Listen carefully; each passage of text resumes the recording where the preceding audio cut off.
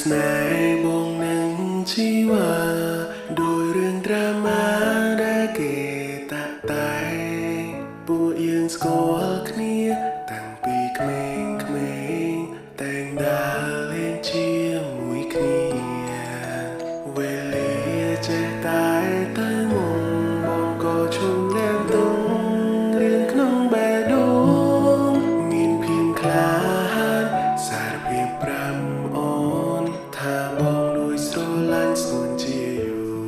ររឿងមួយដែលបងរំភើបជាងគេក្នុងជីវិតគឺបងមិន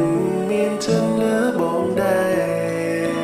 ចាំទេបងធ្លាប់សន្យាយកអូនជាគូស្នេហ៍ពេលនេះបងធ្វើវាបានហើយ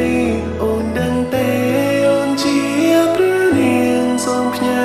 ចម្រៀងមួយនេះជូនជីវ៉ាដើម្បីបញ្ជាក់ពីចិនដែលមានលើស្រកនិថាតែរៀបរាប់យ៉ាងណាមិនអូនសូមអូនយ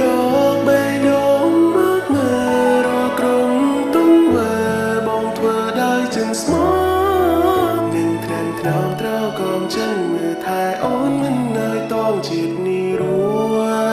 ដើម្បីមើលថែរូបស្រស់ជីវ៉ា